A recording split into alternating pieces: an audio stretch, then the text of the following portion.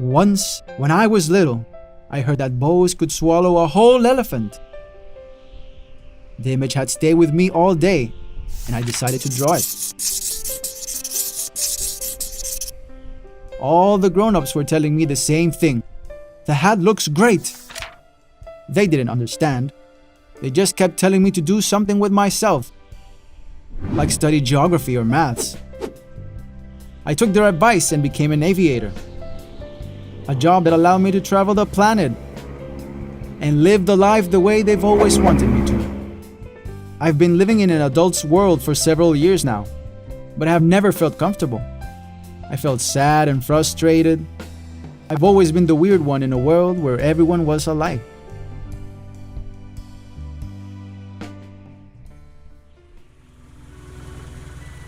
One day, while I was flying over the desert, my plane had an engine problem and it fell on the ground. It was just the dunes and myself, surrounded by a sea of silence. If I couldn't manage to take off, I wouldn't survive. All of a sudden, a little blue-eyed boy appeared in front of my very eyes. He was the little prince. Can you paint a lamb for me? I looked for the color markers in my backpack and I drew the 3 lambs. But he didn't like any of them. One was old and the other was ill-looking or too thin. I was tired of him insisting so much that I drew a box reassuring him that the lamb he wanted was in there.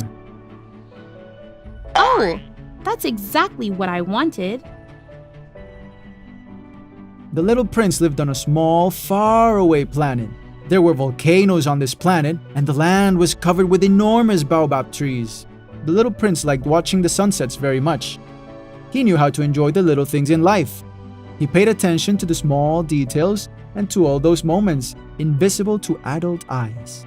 He told me that there existed 2 types of plants on every planet: good plants and bad plants. Bad plants should be ripped out immediately, because their huge roots could make a small planet like this one explode.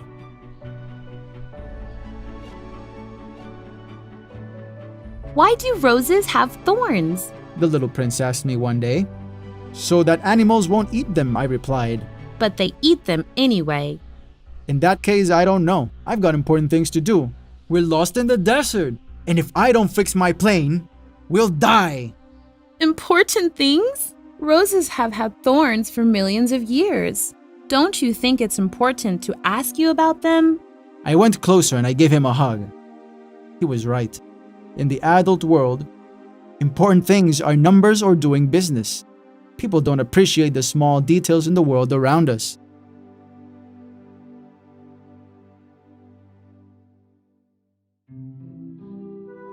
Unique flowers grew on the little prince's planet, flowers that only lived one day. But one day, a different flower grew on the planet.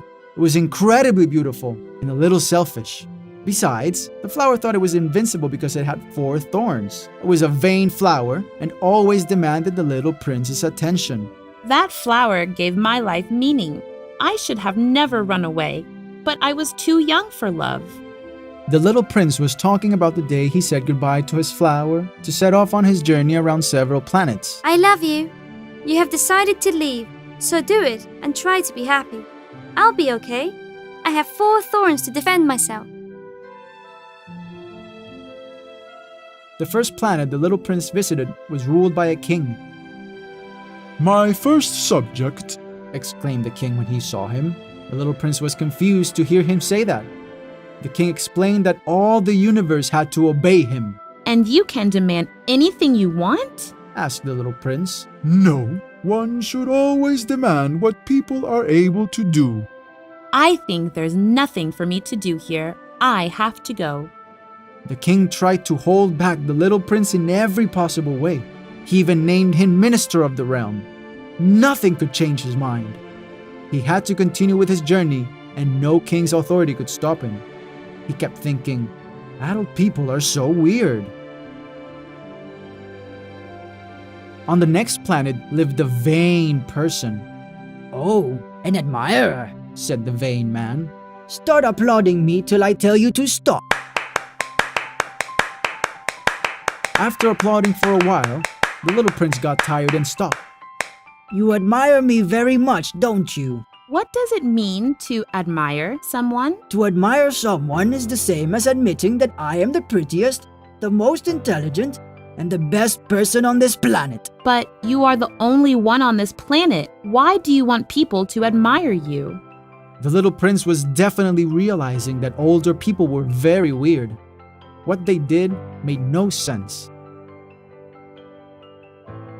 The little prince told me that the third planet was inhabited by a businessman. He was as red as a tomato, and he did calculations all the time. 2 million. Next month I'll earn double. 2 million what?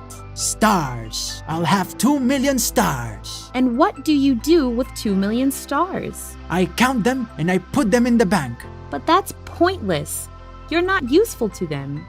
The little prince left, thinking again how very weird older people are. The fourth planet was small. There was only one lamp post and a lamplighter. Why do you turn the lamp on and off all the time? It's my duty. I have to turn the lamppost on at night and turn it off in the morning. But now that the planet is smaller, the sun sets every 5 minutes. And your job has always been the same? Yes, the planet has changed, but my job stayed the same. I have no time to rest, even though my job is what I like the most. The little prince thought that the lamplighter was the least absurd of all other people. He had a job, and he worried about something else aside himself. Be that as it may, he only thought about doing his duty.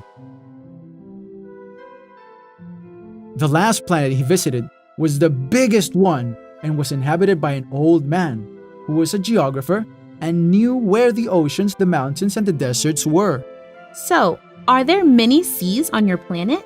I don't know. I'm a geographer, not an explorer. I count on the explorers to inform me about everything they see. Do you also know about flowers? They are the prettiest thing on my planet.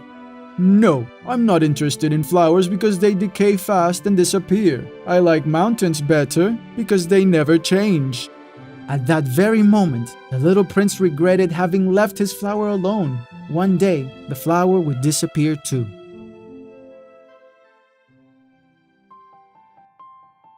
Finally, the little prince arrived on Earth. 7 million people lived on that planet. Among them, there were lamplighters and thousands of vain people. When the little prince got there, he saw a field of roses that reminded him of his flower. Then he came across a very beautiful animal. Who are you? You look very pretty. I'm a fox. Come play with me. I'm very sad. I can't. I'm not domesticated. What does it mean to be domesticated?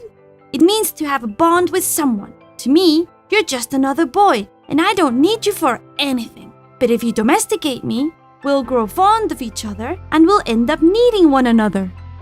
I want you to domesticate me. You should be very patient with me. At first, you'll feel distant, but little by little, we'll get closer. The little prince understood what the fox was saying and started domesticating it little by little. He visited the fox every day and played with it, till one day they had to say goodbye. I'm going to cry. Go have a look at the field of roses. Then come back and I'll tell you a secret.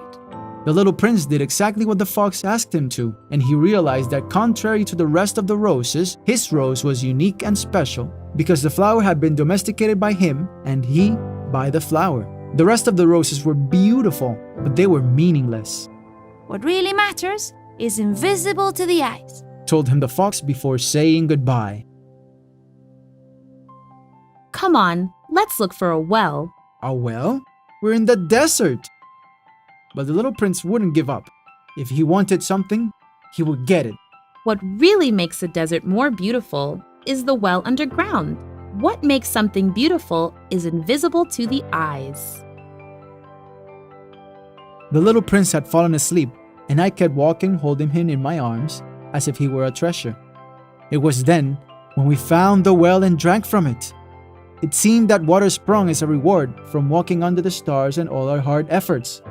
It was a gift from the heart, like when I used to look at Christmas lights as a kid.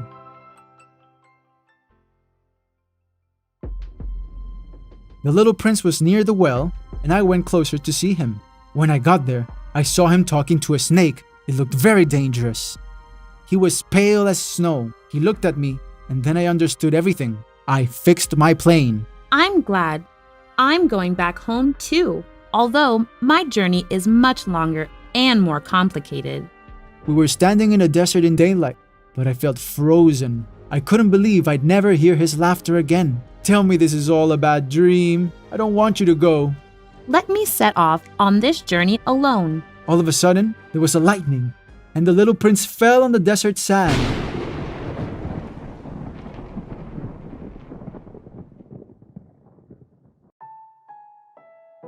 Many years had gone by. I knew that the little prince went back to his planet because on the next morning, his little body wasn't there. To me, Sahara Desert is the most beautiful and saddest place in the world. It was there where I first saw the little prince, and it was also there where he disappeared. If you ever find yourselves there, don't rush away. Enjoy the sights. Never lose the kid you have inside, because what's really beautiful is invisible to the eyes, and only kids are able to see with their heart.